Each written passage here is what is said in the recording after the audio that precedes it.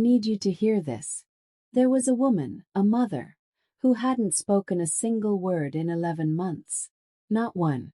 No crying. No screaming. No prayers. Just silence. Like someone had reached inside her chest and pulled out the part of her that made her human. Her son was one of the most powerful billionaires in the country. He had money to fix everything. Everything except this. Doctors couldn't explain it. Therapists gave up. Even her own son, with all his wealth, stood helpless at her bedroom door every single night, watching her stare at a photograph. And then, a 3-year-old little girl, the daughter of the maid who cleaned their floors, walked up to this broken woman and handed her something. What happened next? I still can't talk about without tearing up. Stay with me. You need to hear this one. Hey, beautiful souls. Welcome back to Ask. Where are you watching from right now? Genuinely love seeing where you all are from. It reminds me that no matter where we are in the world, we all feel the same things. Love, loss, pain, and hope. If you're new here, welcome home. Make you feel something real. Stories about ordinary people doing extraordinary things. If that sounds like your kind of thing, consider subscribing. No pressure, but trust me, you're going to want to be here for what's coming. Now, let's get into this story. Because this one is different. This one stayed with me for weeks. Some houses are built with bricks and mortar, but some are held together by a person. And when that person is gone, the whole house forgets how to breathe. His name was Rayyan Malik, 35 years old. Forbes listed. The kind of man whose name appeared in headlines and boardrooms, whose phone never stopped ringing, whose calendar was booked 3 months in advance. From the outside, Rayyan had everything a person could possibly want. 3 luxury properties, a private jet, a company worth billions, and a reputation that commanded silence when he walked into a room. But if you looked closely, and most people never did, you would notice something. A heaviness behind his eyes. A stillness in his jaw when someone laughed too loudly around him. A habit he had of checking his phone not for messages, but for a photograph. The same photograph. Every time. It was a picture of 2 women and a man. His mother, his sister, and himself. They were standing in front of a small, almost embarrassingly modest house. The house where they had grown up before the money came. His mother, Zara Begum, had her arms wrapped around both of her children. Her face was mid-laugh. His sister, Alia, was making a ridiculous face at the camera, the kind only a 29-year-old who never took herself too seriously would make. And Rayyan, young, thinner, not yet carrying the weight of the world, was smiling in a way that he hadn't smiled since. That photograph was taken 14 months ago. Alia died 11 months ago. Car accident. A rainy Tuesday evening. A truck that ran a red light.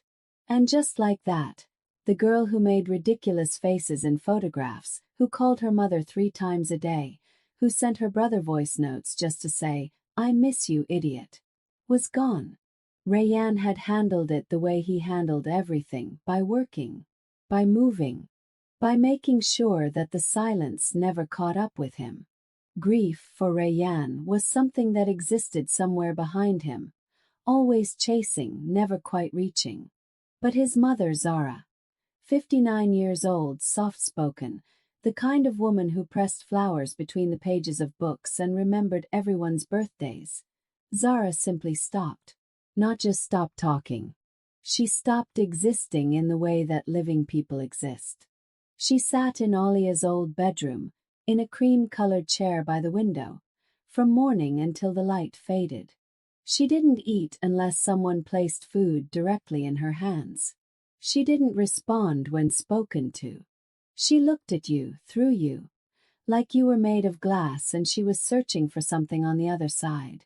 The family doctor called it complicated grief disorder, a trauma response so deep that the mind essentially barricaded itself. Rayyan hired the best psychiatrists in the city. He flew in a grief counselor from London. He sat beside his mother every evening and talked, told her about his day, read her the news, once even read her an entire chapter from her favorite Urdu novel. His voice cracking on the last page. Nothing. 11 months of nothing. And so the house, this massive, gorgeous, painfully quiet house, learned to operate around a wound. The staff spoke in hushed tones. Music was never played. Guests were rarely invited. Even the birds that used to gather in the garden seemed to have flown somewhere else. Except for one person. One small, loud, wonderfully chaotic exception to all the silence. Her name was Maryam. She was 3 years old. And she was the daughter of Nadia, the young woman who had been working as a housekeeper in Rayyan's home for the past 8 months. Maryam had no concept of grief. She had no understanding of the rules of this house. She didn't know why everyone whispered or why the lady by the window never smiled. All she knew was that she liked the way the sunlight hit that room in the afternoon. And so, every day, without anyone asking, without anyone knowing, she kept going back. Have you ever watched a child walk into pain without fear? There's something almost holy about it, isn't there? They say grief is just love with nowhere to go. But what happens when even the love starts to go quiet? In a house full of adults, silence was the norm. In a 3-year-old, silence was a warning. Nadia found her at the end of the hallway, standing in the doorway of Zara's room, just looking in. Zara was in her chair. The window light fell across her face in long golden strips. She was holding the photograph, always the photograph, and her eyes were distant, somewhere past the glass, past the garden, past all of it. Maryam hadn't gone in. She was just standing at the threshold, her small hands gripping the doorframe. Her head tilted the way children tilt it when they're trying to understand something too large for them. Nadia's heart seized. Maryam, come here. But before she could reach her, Maryam turned and looked at her mother with those big, serious eyes, and said the simplest, most heartbreaking thing. Mama, that auntie is sad. Nadia scooped her up quickly, apologized under her breath toward the room even though Zara showed no sign of having noticed, and carried Maryam back to their quarters. That night, she held her daughter a little longer before sleep. But Maryam wasn't finished. The next afternoon she escaped again. And the afternoon after that. Every time, Nadia found her at that same doorway, watching, quiet in a way she almost never was anywhere else. It was as if something in that room called to her, something only children can hear. And on the 4th day, before Nadia could stop her, Maryam walked inside. Zara didn't move. Maryam walked straight up to the chair, looked up at the tall, still woman with the faraway eyes, and said, in her loud, confident 3-year-old voice, "Why are you so sad?" The room held its breath. And Zara, for the first time in 11 months, blinked.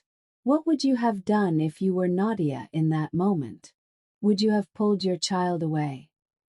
Or let something unfold that you didn't fully understand? Sometimes healing doesn't arrive on horseback. It arrives in tiny feet, without an appointment, without warning. And it sits down on your floor and starts talking. Nadia froze in the doorway. Her mind was running through every possible consequence. Losing her job, disturbing the madam. The look on Rayyan Malik's face if he found out that her daughter had walked into his grieving mother's private room and asked her why she was sad. But something kept her feet still. Some instinct deeper than fear. Maryam, unbothered by the silence that had followed her question, did what all 3-year-olds do when they don't receive an answer. She moved on. She looked around the room with open curiosity, walked to the edge of the bed, and then sat herself down on the carpet near Zara's feet as if she'd been invited there 100 times. "I like your chair," she announced. Zara's eyes dropped, slowly like a curtain lowering, from somewhere far away down to the small child now sitting at her feet. She didn't speak, but she looked. And this, Nadia would later tell Rayanne with tears streaming down her face, was the first real look Zara had given anything in 11 months. Not the glass-eyed stare, not the hollow gaze at the photograph, but an actual look, the kind where a person is present. Miriam, now noticing she had an audience, launched into a full and detailed monologue about a butterfly she had seen in the garden that morning, how it was orange with black things on it, how she had tried to catch it but her mama said no, and how she thought butterflies probably didn't like to be caught but they didn't say so because they were butterflies and butterflies couldn't talk but maybe they could and we just didn't know. Nadia, terrified, transfixed, watched from the doorway as something extraordinary and terrifying happened. The corner of Zara's mouth moved. Just slightly. Just barely. A tremor of something that had been buried under 11 months of silence. It wasn't a smile. Not yet. But it was the memory of one. Nadia quietly left and came back 30 minutes later to collect Miriam, her hands shaking. And the next day, she didn't stop her daughter from going. She simply followed quietly, stayed in the doorway and watched. This became the pattern. Every afternoon Miriam visited. She brought things. A crayon drawing of the garden. A smooth stone she'd found near the fountain. A picture book she asked Nadia to carry because it was too heavy for her arms, though it weighed almost nothing. She never demanded Zara respond. She never seemed to notice or care that she didn't. She simply filled the room with her presence the way sunlight fills a room, not asking permission, not checking whether it's welcome, just arriving and being. On the 9th day, Miriam climbed into the chair. Not beside Zara. Into the chair itself. Beside her. There was just enough room. Miriam pressed her small body against Zara's arm, looked up at her, and then looked at the photograph Zara was holding. "Who's that?" she asked. A long silence. "That lady is pretty." Another silence. And then, Rayan heard it from the hallway, where he had been standing in disbelief for the past 10 minutes, having been quietly told by Nadia what had been happening. A sound. A sound that stopped him cold. His mother's voice. Cracked, thin, barely more than a whisper, like something dragged up from the bottom of a dry well. 2 words. "My daughter." Rayan Malik, billionaire, boardroom general, a man who had negotiated deals worth hundreds of millions without flinching, slid down the hallway wall and sat on the floor, put his face in his hands, and wept without making a single sound. Can you imagine? Can you imagine being that son, having tried everything, spent everything, given everything, and then watching a 3-year-old child do in 9 days what you couldn't do in 11 months? He could rebuild cities. He could not rebuild his mother, until he understood that some things are not built. They are grown slowly in the soil of small, quiet moments. Rayan didn't tell his mother he had heard her. He wasn't sure why. Maybe because something told him that the moment was too fragile. That naming it, labeling it, making it a milestone would shatter it like glass. So he wiped his face, straightened his jacket, and went back to his office on the upper floor. And he sat very still for a long time. That night, he called Nadia into the formal sitting room. She came in with her hands clasped in front of her, standing straight but with the careful stillness of someone who has learned how to take up as little space as possible. She was prepared, Rayan could see, to be reprimanded, possibly dismissed. He looked at her for a moment without speaking. Then he said, "How long has Miriam been going to see my mother?" Nadia's chin lifted slightly. 9 days, sir. I tried to stop her at first. I am sorry if... Don't apologize, he said quietly. He stopped. She spoke today, he said. My mother. She said 2 words. His voice didn't break, but it came close. I haven't heard her voice in 11 months. Nadia's hand went to her mouth. Your daughter, Rayanne continued, has done something that every specialist, every therapist, every resource I have could not do. He paused. I don't know what to say to you. You don't have to say anything, sir, Nadia said, and her own eyes were bright. Miriam she doesn't know any better. She sees someone sad and she just goes to them. She's always been like that. She doesn't know any better, Rayanne repeated softly, almost to himself, like he was writing it somewhere. From that night, things in the house shifted. Rayanne stopped pretending to his mother that everything was fine. He started sitting beside her in the evenings the way Miriam did. Not talking about grief, not trying to fix anything, just being there, present, like a person who had come not to solve but simply to stay. And Miriam kept coming. Zara began to wait for her. The staff noticed it first, that the madam's eyes would drift toward the doorway around the same time each afternoon, that her hands, usually so still in her lap, would rest differently, more open, like someone leaving a door slightly ajar. Miriam started calling her sad auntie first, then just auntie. Then, one afternoon that Nadia will never forget as long as she lives, Miriam climbed into the chair, cupped Zara's face in her tiny hands, looked at her with total seriousness and said, You should smile. You have a nice face. And Zara smiled. Not a small, trembling, almost smile. Real one. Slow, rusty, like a door opened after years of disuse, but real. The kind that reached the corners of her eyes. The kind that Rayanne, standing in the hallway again because he couldn't stay away, recognized from the photograph. He had to leave the hallway very quickly after that. But there was something else happening, something that no one in the house had noticed yet. Something underneath the warmth, quietly gathering. Complication. A truth that was about to surface. Because Nadia, for all her care and professionalism, was hiding something. Not out of dishonesty, out of fear. Have you ever held a secret not because you were cruel, but because you were terrified of what the truth might cost you? The heaviest secrets are not the ones built from lies. They are the ones built from love, and the terror of losing what that love has built. Nadia had a letter. It had been given to her 8 months ago, on her first day of work, by the estate's previous housekeeper, an older woman named Farida who had served the Malik family for 6 years before her retirement.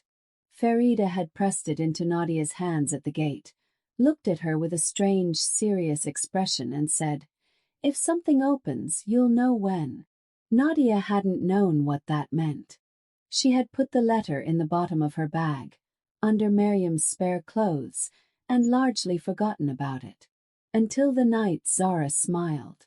That night, unable to sleep, she had gone to her bag to pull out Miriam's extra sweater, and the letter had fallen out onto the floor.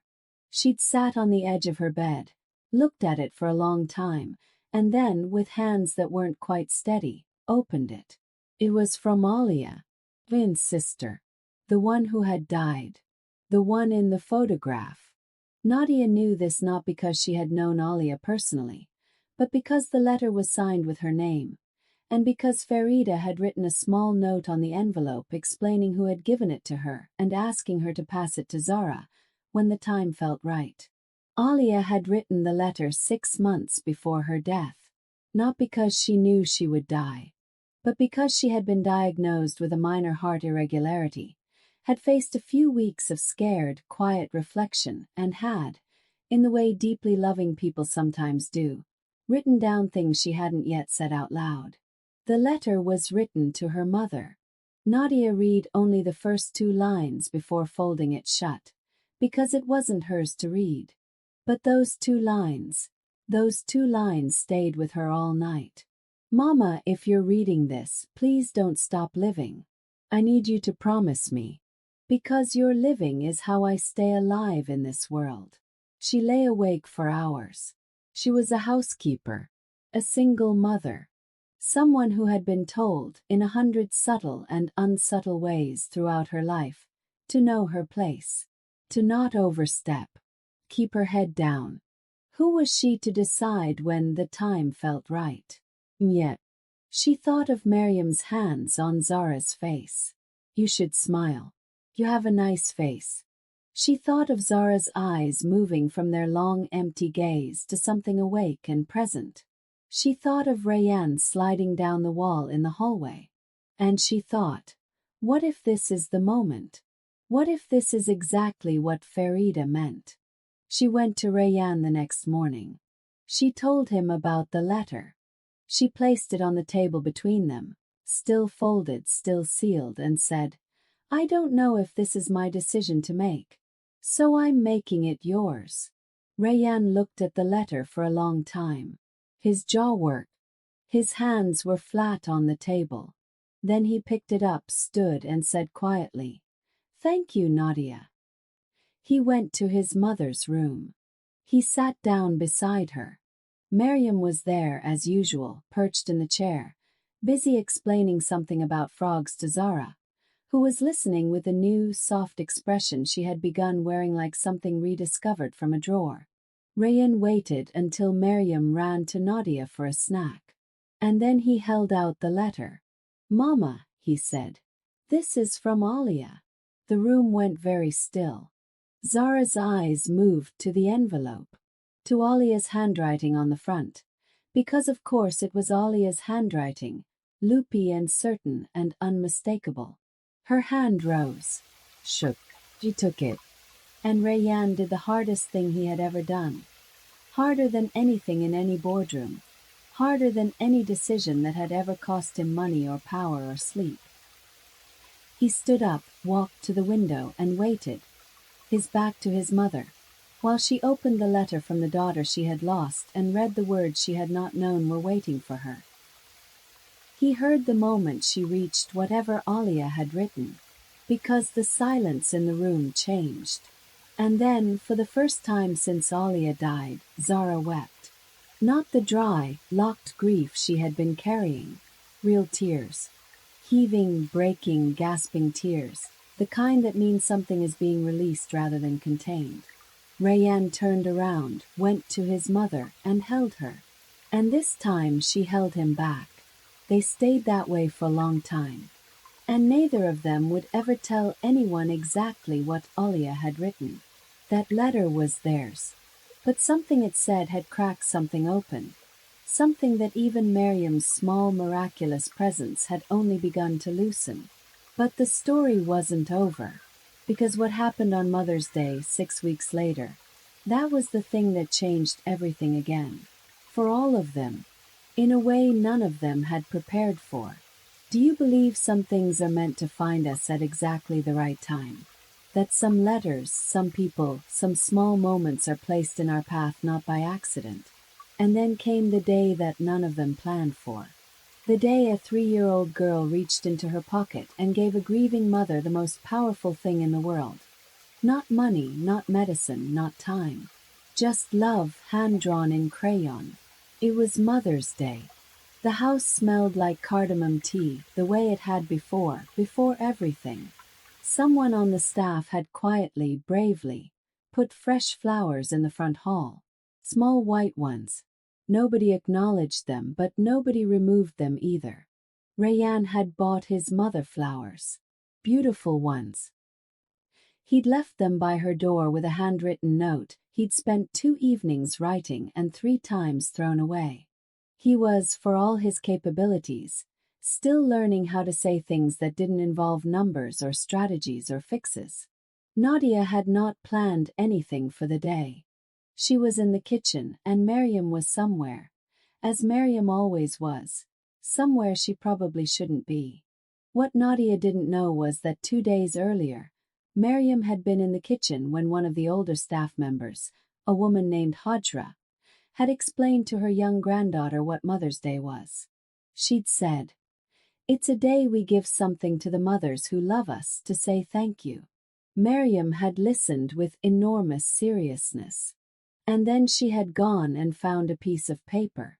and her crayons, and she had made something. But here is the thing about Miriam. Here is the thing that would shatter and then reassemble every heart in that house.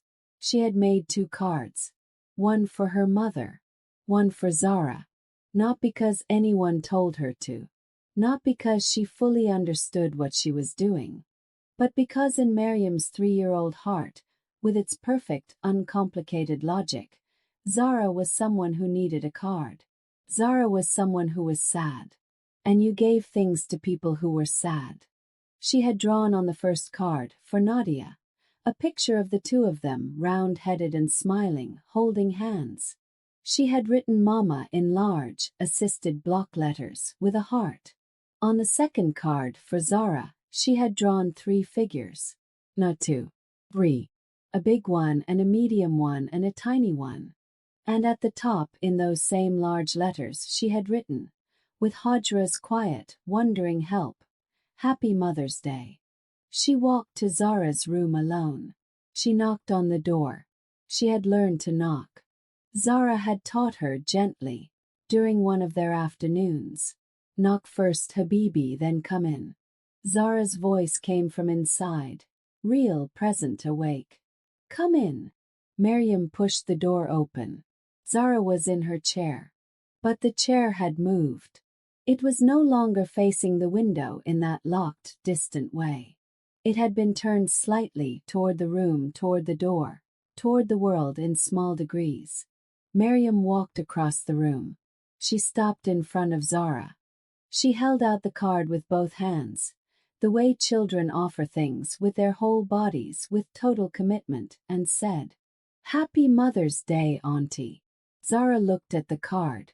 She took it carefully, the way you take something precious. She opened it. Inside, in Miriam's crayon hand, were the 3 figures.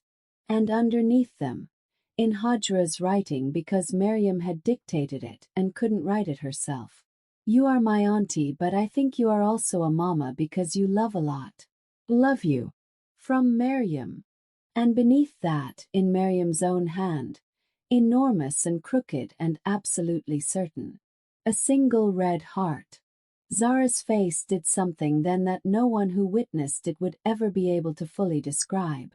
Opened. Not broke. Not shattered. Open. Like a window that had been painted shut for too long, finally freed. Because here is what no one in that house knew. Here is the twist that Rayyan himself did not discover until that afternoon, when his mother called him into her room for the first time, herself, without prompting, without waiting. The 3rd figure in Miriam's drawing. The medium one between the big Zara and the tiny Miriam. Rayyan had assumed it was him. But when he asked Miriam, gently, curiously, who the 3 people were, Miriam looked at him with those enormous dark eyes and said, completely simply, That's Auntie. That's me. And that's the pretty lady from the photo. Alia. Miriam had drawn Alia. She had seen the photograph 100 times during her afternoon visits. She had asked about the pretty lady in it.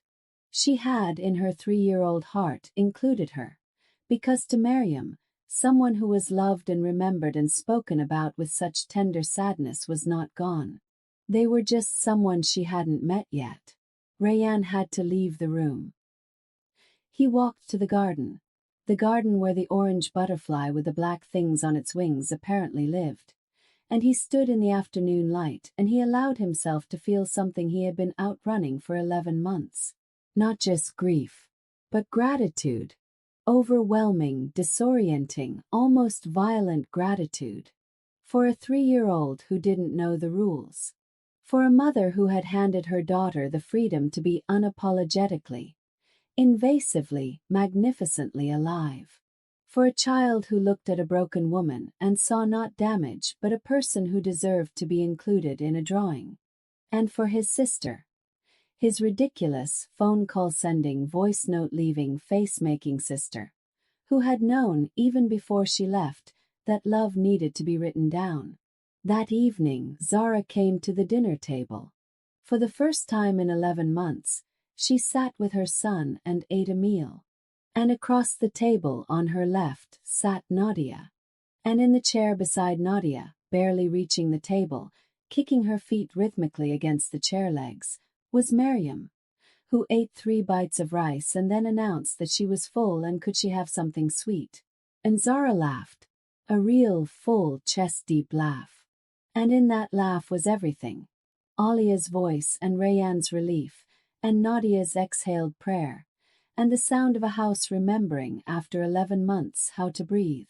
The lesson: grief can make us believe that the world has ended, that joy is a betrayal, that silence is the only honest response to an unbearable loss.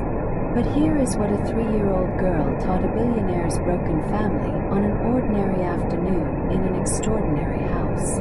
Love does not require permission to enter. It does not check whether it is qualified. It does not wait until the time is right or the words are perfect.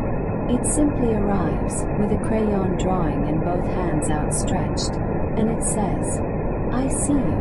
I'm including you. You are not invisible to me." Alia was right in her letter. A mother living is how a child stays alive in the world. And sometimes, it takes another child, small and fearless and gloriously unaware of the rules, to remind a mother that she is still needed, that the love she carries doesn't die, just needs somewhere to go. And here is the question I want you to sit with tonight. Is there someone in your life right now, someone sitting by a window, someone quiet in a way that worries you, who is waiting not for a solution but just for someone to knock on their door and hand them a drawing?